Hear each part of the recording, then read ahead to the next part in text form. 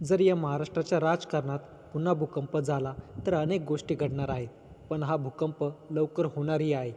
संपूर्ण महाराष्ट्रात आता फक्त एकच बातमी पाहायला मिळत आहे. ती बातमी म्हणजे राज ठाकरे आणि उद्धव ठाकरे हे लवकरच एकत्र येणार आहे. दोन्ही पक्ष महाराष्ट्राच्या हितासाठी लवकरच एकत्र येणार आहे. या बातमीमुळे महायुतीची आणि विशेष म्हणजे शिंदे गटाची अक्षरशः झोप उडाली आहे. कारण ज्यावेळी राज ठाकरे आणि उद्धव ठाकरे हे एकत्र येणार असल्याबद्दल रिपोर्टरने शिंदेंना विचारले, त्यावेळी शिंदेंनी प्रत्युत्तर न देता रिपोर्टरला झटकारलं. यावरून सिद्ध होतंय की या गोष्टीमुळे एकनाथ शिंदेंच्या मनामध्ये नाराजी दिसून आली. त्यामुळे ते 2 दिवसांपासून टाईमलाईनवरून गायब देखील होते. एकनाथ शिंदेंना एक गोष्ट मात्र जरूर माहिती आहे की आपल्याबरोबर आलेले सर्व आमदार हे आपल्यासाठी आलेले नाहीत किंवा आपल्याशी एकनिष्ठ नाहीत.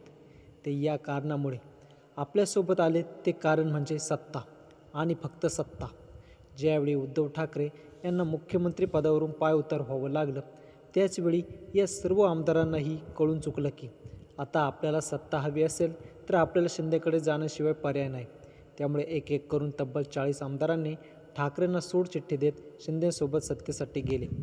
भाजपा आता एकनाथ शिंदे यांना बाजूला करण्याच्या तयारीत आहे. कारण भाजपाने विधानसभा निवडणुकीत आपले काही नेते शिंदेकडून उभे करून निवडून आणले आणि ज्यावेळी भाजप या नेत्यांना पुन्हा आपल्याकडे बोलवेल त्यावेळी या नेत्यांना भाजपमध्ये जावेही लागेल. दुसरीकडे देवेंद्र फडणवीस हे उद्धव ठाकरे यांच्यासोबत जुळून घेण्याच्या तयारीत दिसतात. अजित पवार आणि शरद पवारही एकत्र येण्याच्या तयारीत आहेत आणि आता राज ठाकरेही उद्धव ठाकरेंच्या सोबत येण्यासाठी उत्सुक आहेत. त्यामुळे यामध्ये गेम होतोय तो फक्त शिंदेंचा. ही सर्व गोष्ट शिंदेंच्या आमदारांनाही कळून आली असं राजकीय वर्तुळात बोललं जाते. त्यामुळे सत्तेसाठी शिंदेंसोबत गेलेले हेच ते आमदार पुन्हा ठाकरे गटातही जाऊ शकतात. कारण राज ठाकरे यांच्या भाषणाला गर्दी जास्त असूनही त्यांना निवडणुकीत जरी जास्त जागा निवडून येत नसतील, पण ते हिंदुत्ववादी विचार घेऊन पुढे चालले आहेत. ते त्यांच्या भाषणातून मुद्दे व्यवस्थित मांडतात. उद्धव ठाकरे आणि राज ठाकरे यांची जर युती झाली तर नक्कीच शिंदे गटाचे बरेचसे आमदार हे ठाकरे बंधूकडे पुन्हा येतील असं राजकीय वर्तुळात बोललं जाते. आता प्रतीक्षा आहे ती फक्त ठाकरे बंधू एकत्र येण्याची. तर या दोन्ही भावांनी आता एकत्र येण्याची हीच ती वेळ आहे.